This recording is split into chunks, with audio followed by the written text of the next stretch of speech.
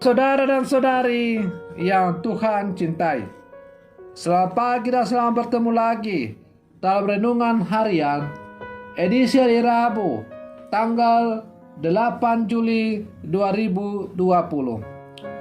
Mengawali hari yang baru ini, kita hendak mendengar dan merenungkan sabda Tuhan. Marilah sebelum kita mendengar dan merenungkan sabda Tuhan, kita berdoa. Dalam nama Bapa dan Putra dan Roh Kudus. Amin. Allah Bapa yang Maha Kuasa dan Kekal, sabdamu penuh daya, kekuatan, membuka harapan dan penyembuhan bagi mereka yang mengimaninya.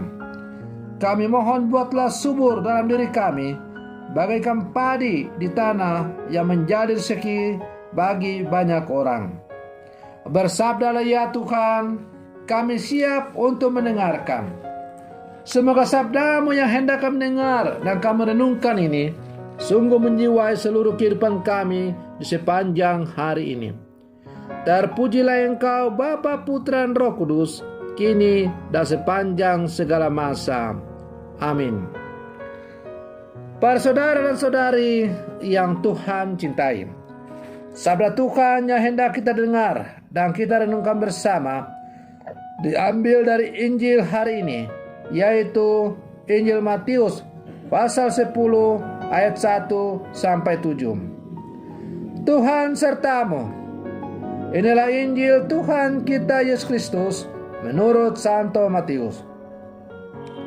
Pada suatu hari, Yesus memanggil ke-12 muridnya dan memberi mereka kuasa untuk mengusir roh-roh jahat dan melenyapkan segala penyakit serta segala kelemahan.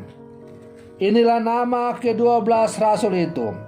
Pertama, Simon yang disebut Petrus dan Andreas saudaranya, Yakobus anak Zebedeus dan Yohanes saudaranya, Filipus dan Bartolomeus, Thomas dan Matius pemungut cukai, Yakobus anak Alfeus dan Tadeus, Simon orang Zealot, dan Yudas Iskariot yang mengkhianati Yesus.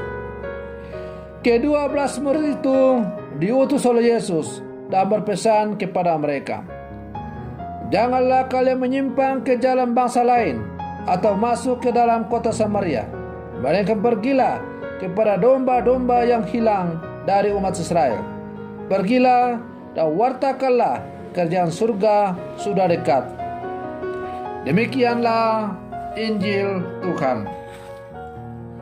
Para saudara dan saudari yang Tuhan cintai, dalam bacaan Injil hari ini kita mendengar bagaimana Yesus memanggil 12 orang yang akan bekerja paling dekat dengannya, yaitu 12 orang yang kepada mereka Yesus akan memberikan kuasa dan tanggung jawab besar. Ke-12 orang ini kemudian dikenal dengan nama 12 rasul. Namun mereka bukan orang sempurna. Ada satu orang yang mencuri uang kas dan bahkan kemudian mengkhianatinya. 11 orang lainnya pun bukan tanpa cacat. Ada yang berebut kuasa, ada yang selalu ragu dan tak percaya. Bahkan ada yang dipilihnya untuk memimpin kawanan ini menyangkalnya ketika ia ditangkap dan disiksa. Ringkasnya, Yesus memilih orang-orang dengan segala keterbatasan dan cacat celah mereka. Ia memilih tanpa kriteria tertentu yang diketahui orang-orang pilihannya.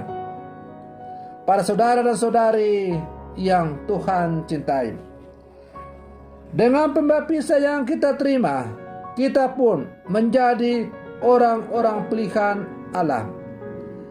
Meskipun kerap kali kita mengkhianatinya melalui dosa-dosa yang kita lakukan, kita menyangkal Yesus dengan tidak menyatakan cinta dan kehadiran Tuhan di dunia ini melalui perilaku kita.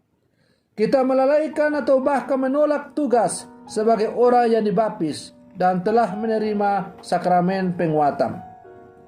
Tapi Yesus tidak pernah memperhitungkan cacat dan dosa kita. Yesus tidak memandang apakah kita orang suci atau orang berdosa. Yesus tidak memandang latar belakang kita masing-masing. Yesus hanya melihat bahwa di dalam setiap diri umatnya ada potensi yang ia bisa pakai untuk dikembangkan menjadi pewarta Injil. Maka persoalannya bukan soal layak atau tidak layak, tetapi persoalannya terletak pada apakah kita mau menanggapi panggilan Allah yang setiap saat berseru kepada kita, memanggil kita tiada hentinya untuk menjadi rekan sekerjanya, mewartakan Injil melalui tugas dan panggilan kita masing-masing.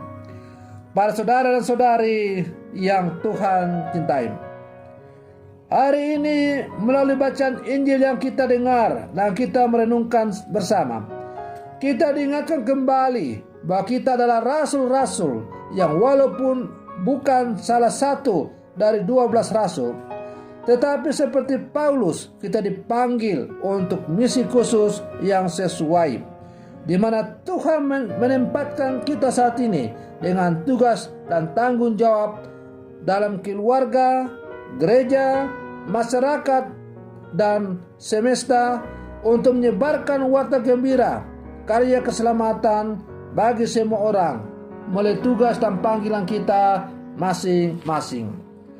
Maka siapapun kita, apapun status kita, kita semua adalah murid-murid yang dipanggil oleh Yesus. Melalui sakramen pembaptisan yang telah kita terima, kita dipanggil dan diutus untuk menjadi nabi, imam, dan raja. Persoalannya sekarang adalah, apakah kita sebagai orang-orang yang telah dipilih oleh Yesus untuk menjadi murid-muridnya, yang diawali proses pemanggilan itu dengan sakramen pembaptisan yang kita terima masing-masing. Ketika kita dibaptis, kita dipanggil untuk menjadi anak-anaknya, dan kini kita diutus untuk menjadi pewarta-pewarta Injil melalui tugas dan panggilan kita masing-masing. Pertanyaannya untuk kita adalah, apakah kita mau menanggapi panggilan Allah itu, ataukah kita bersembunyi di balik ungkapan, saya sibuk, saya tidak bisa, saya tidak mampu, orang lain saja, dan sebagainya. Allah tidak pernah memandang latar belakang kita, apakah kita orang suci atau orang berdosa, apakah kita orang bersih atau orang kotor. Allah hanya melihat bahwa kita semua ada punya potensi yang akan dipakai oleh Allah untuk mewartakan Injil dalam kehidupan kita ini. Para saudara dan saudari yang Tuhan cintai, siapapun kita sebagai murid-murid Yesus yang hidup sama sekarang, bukanlah orang suci. Kita semua orang-orang berdosa. Sebagaimana 12 rasul itu masing-masing mempunyai cacat tersendiri, kita pun memiliki masing-masing cacat celah atau dosa kita. Tetapi di dalam kedosaan kita itu, Allah toh masih mau memanggil kita untuk menjadi alatnya. Maka seharusnya kita bersyukur dan berterima kasih, karena dalam segala kelemahan kita, dalam segala kedosaan kita, ternyata Allah masih mau memanggil kita untuk menjadi rekan sekerjanya.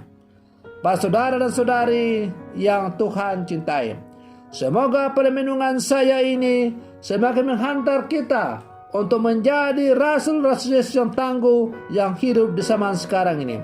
Mari kita berlomba-lomba menanggapi panggilan Yesus untuk menjadi rekan sekerjanya, mewartakan Injil, mewartakan kasih, mewartakan pertobatan. Semoga dunia, umat manusia semakin diarahkan kepada Yesus berkat kesaksian hidup kita masing-masing sebagai murid-murid Yesus yang hidup di zaman sekarang. Semoga demikian. Selamat pagi, Tuhan Yesus memberkati.